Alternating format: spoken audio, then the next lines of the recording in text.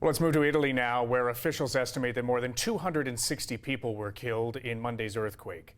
More than a dozen others remain missing in the rubble of destroyed buildings. But today we saw pictures of a miraculous story of survival in the town of Tempera. A 98-year-old grandmother was pulled from her damaged home on Tuesday after spending 2 days trapped in her bedroom. Now, once she was on the ground, she surprised reporters by saying that she passed the time knitting. But her story is the exception. Europe Bureau Chief Tara Nelson surveys Italy's damaged Abruzzo region. It's almost like they were made of chalk, not stone. Sturdy farmhouses and modern villas, now towering piles of debris. But under all that rock in Ona are still things worth going back for. A fireman grabbed all this through the window, this woman says, as she and her son wrestle a tub of clothes down the street. It's all that could be gathered. But it's risky business when the ground is still moving.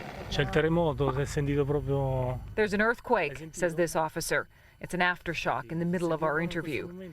Yet residents who have lived in these small communities their whole lives are loath to leave.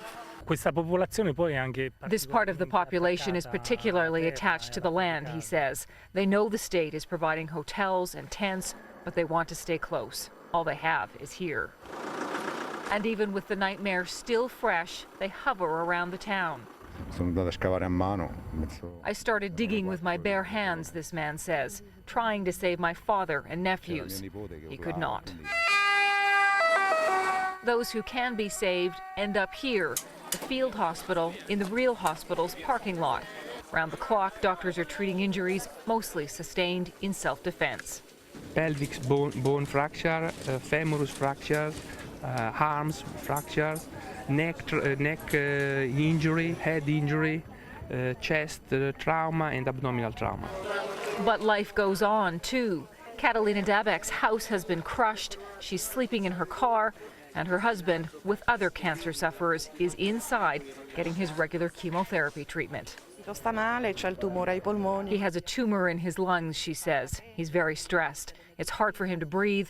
It's hard for him to relax. It's hard for anyone to relax yet. The fear is still written on their faces. Pope Benedict XVI is hoping to bring a little relief to the region with a visit next week after Easter. This is, of course, Italy's most holy time, and so many of these families will be desperate to spend their time together, even if it means it's happening in a tent. There will be funerals to get through, too. There are mass burials planned for Good Friday.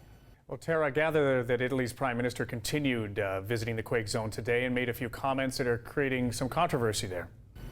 He has. Berlusconi visited the tent city in L'Aquila today, and he took a look around at the setup, saw the tents and the bedding and the hot food, and he pretty much said, well, people seem to have everything they need here. I know it's only temporary, but they should just think of it like it's a weekend of camping, which, of course, for all of those people who can't go home after their weekend of camping, it didn't go over very well. Kevin. I can imagine, Tara. Thank you very much.